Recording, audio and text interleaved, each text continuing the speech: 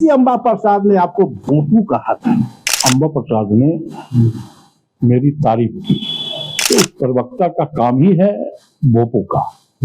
अगर वो भोपू नहीं है, इसका यह मतलब है कि वो प्रवक्ता नहीं है। अम्बा प्रसाद जो बोल रही थी, जो स्टैंड ले रही थी, घर को बुलडोज किए जाने के बाद, वो वाजिब था। यदि वाजिब नहीं था तो फिर स्टार प्रचारक कैसे बना दी? जेएमएम की ओर से आप लोगों को विषैला सांप कहा गया। आप चाह रहे हैं कांग्रेस के अंदर कितने विषय भाई, कितने विषैला सांप? तो भाजपा आरोप लगा रही थी, अब तो जेएमएम भी आरोप लगाने लगी आप पे। आप तो मेरे बगल में बैठे हैं, आप बताइए कि कितना विष है मेरे में। दोस्तों, इस वक्त हमारे साथ है कांग्रेस प्रवक्ता राकेश सिन्हा जी। राकेश जी, अम्बा प्रसाद को कांग्रेस ने बंगाल का स्टार बना दिया, ना स्टार प्रचारक, स्टार नहीं। वही उसी अम्बा प्रसाद ने आपको भोंपू कहा था, किस रूप में लेते हैं? अम्बा प्रसाद ने मेरी तारीफ की, क्योंकि आप उस तारीफ को समझ नहीं पाए। अच्छा, आप को वो तारीफ समझ में नहीं आया। जो किसी भी पार्टी का प्रवक्ता होता है, तो उस प्रवक्ता का काम ही है भोपू का।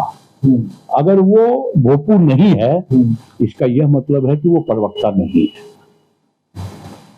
तो पार्टी के गलत नीतियों का भी बचाव करना प्रवक्ता की मजबूरी होती है। पार्टी की गलत नीति होगी तब ना उसका बचाव करेंगे। पार्टी की गलत नीति तो भारतीय जनता पार्टी के पास है। नहीं, आपको क्या लगता है कि अम्बा प्रसाद जो बोल रही थी, जो स्टैंड ले रही थी, घर को बुलडोज किए जाने के बाद, वो वाजिब था? यदि वाजिब नहीं था तो फिर स्टार प्रचारक कैसे बना दी? आपको शायद पता नहीं है कि अम्बा प्रसाद अखिल भारतीय कांग्रेस कमेटी की सचिव भी है और बंगाल की सह प्रभारी भी है।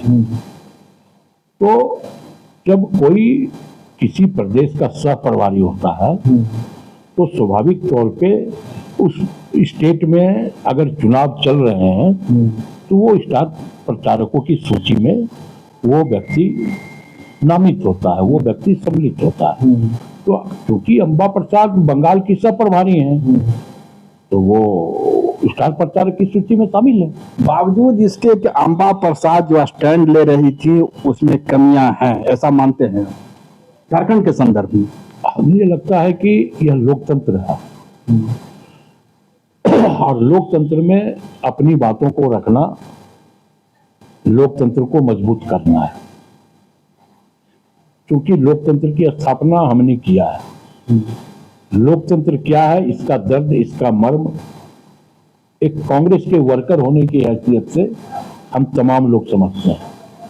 जो लोकतंत्र को कुचलना चाहते हैं, जो लोकतंत्र की हत्या करना चाहते हैं, वैसे लोगों को यह पता नहीं होगा कि लोकतंत्र किसे कहते हैं। आपके लोकतंत्र पर सवाल तब उठा था जब आपने जोगेंद्र प्रसाद पर कार्रवाई की थी और केएन त्रिपाठी जो एलिगेशन लगा रहे थे, तब आप लोग मौन हो गए थे। दावा किया जाता है कि पिछड़ों पर कांग्रेस की तलवार बहुत तेजी से चलती है। ये मुझे लगता है कि ये टीआरपी का प्रश्न है। सबसे बड़ी बात यह है कि पार्टी ने जोगेंद्र साहू जी को कई बार कहा है कि अगर आप को कोई दिक्कत है तो पार्टी फोरम में बात को उठाइए। लेकिन उनका लगातार सोशल मीडिया के जरिए सरकार के ऊपर, पार्टी के ऊपर उनका प्रश्न था, तो अनुशासन समिति ने उन पर कार्रवाई किया।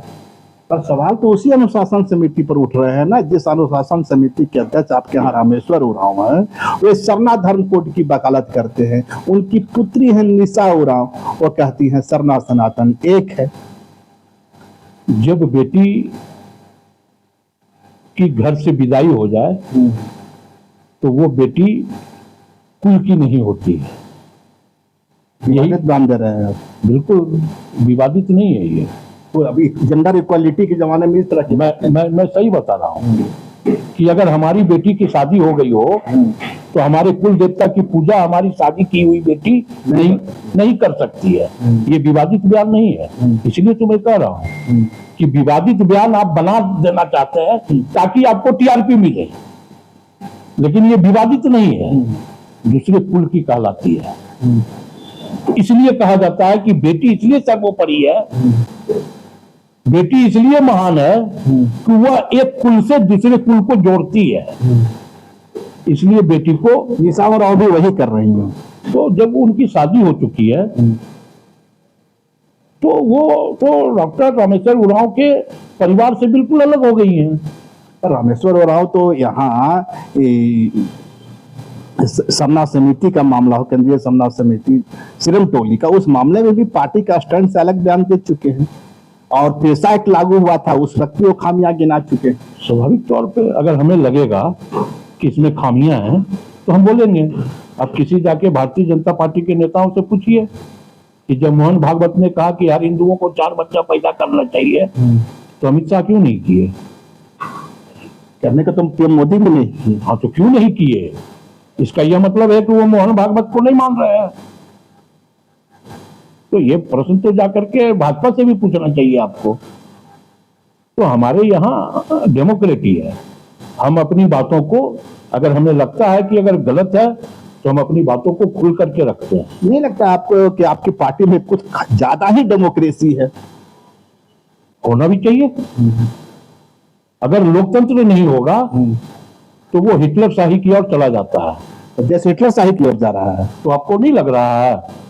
आप जरा नरेंद्र मोदी के खिलाफ चला के देखिए, आपको पता चल जाएगा कि देश हिटलर शाही की ओर जा रहा है कि नहीं जा रहा है।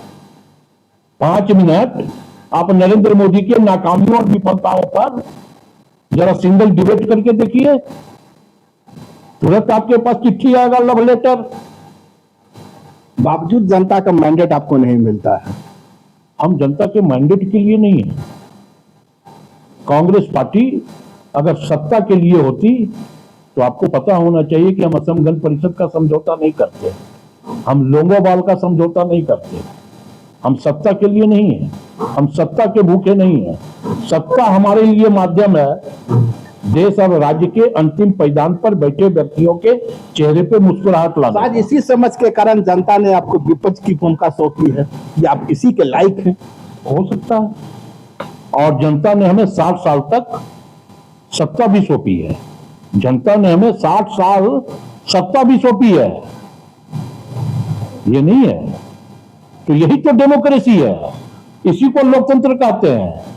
बंगाल असम का चुनाव या कहीं चुनाव प्रचार खत्म हो गया। जिस तरह से जेएमएम की ओर से आप लोगों को पिसैला साफ कहा गया, आपकी ओर से भी बाहर हुए, अब लगता है कि अब दोस्ती फिर बरकरार हो जाएगी और दोस्ती सिर्फ असम की जमीन पर, दुश्मनी। जब परिवार में 2 भाई हो तो कभी छोटी मोटी बातें हो जाया करती है, उस पर दिल पे नहीं लेना चाहिए। दिल पे आप लोग ले रहे हैं। अच्छा, हम लोग दिल पे नहीं ले रहे हैं। हम तो, ये तो हमारे भाइयों के बीच की बात तो ये है। जानना चाह रहे हैं कांग्रेस के अंदर कितने विषय भाई, कितने विषय लाता है? तो भाजपा आरोप लगा रही थी, अब तो जेएमएम भी आरोप लगाने लगी आप पे। आप तो मेरे बगल में बैठे हैं, आप बताइए कि कितना विष है मेरे में। अगर मेरे में विष होता तो आप मेरे बगल में बैठते क्या? नहीं बैठते। तो इसलिए मैं ये कहता हूं कि ये 2 भाइयों के बीच की बात थी, चली गई हो गई। समाप्त। एक लास्ट क्वेश्चन आपसे होगा, मैं बात इरफान अंसारी जी की कर रहा हूं। अपने को हेमंत का हनुमान भी बताते हैं, बीच बीच में कभी कभी राहुल गांधी का हनुमान भी बताते हैं, कभी अपने को आदिवासी समाज का सबसे बड़ा नेता बताते हैं, कभी हिंदू समाज का सबसे बड़ा नेता बताते हैं, पर आसाम की धरती पर आप लोग ने उन्हें नहीं भेजा। अब मुझे जहां तक जानकारी है, बंगाल की जो सूची तैयार हुई है स्टार प्रचारकों की, उससे भी वे गायब हैं। नहीं, शायद आप सूची सही से देखा नहीं, या आप समाचार को गलत दिशा में लेके जाने का प्रयास कर रहे हैं, यही तो मतलब हो सकता है। डॉक्टर इरफान अंसारी बंगाल की सूची में स्टार प्रचारक के रूप में हैं। तो आसाम क्यों नहीं भेजे? तुम्हारे 34% आबादी है मुस्लिमों की, हालांकि वो स्वीकार नहीं करते हैं कि मुस्लिमों का नेता, वे कहते हैं मैं हिंदुओं का नेता। अब ये कोई जरूरी नहीं कि हर व्यक्ति हर स्टेट में जाए। बंगाल बड़ा स्टेट है और बड़े स्टेट में भूमिका में, हाँ, उनको बड़े स्टेट की में भूमिका में रखा गया है। अच्छा, इरफान अंसारी जी को। तो जब राज्यों का चुनाव हो, 5 राज्यों का चुनाव चल रहा है, तो स्वाभाविक तौर पे उसी में से हर नेता को अलग अलग राज्य दिया जाएगा ना। तो वो परिस्थितियां हुई। गए थे हमारे साथ राकेश सिन्हा जी, जिनका साफ मानना है कि आसाम की धरती पर जो बिसैला सांप, ये सांप, वो सांप की कहानियां आई, दरअसल वो 2 भाइयों की कहानी थी। अब उसे मामले को तुल देना बेकार है। लाइव लगातार के वीडियो को लाइक करें, सब्सक्राइब करें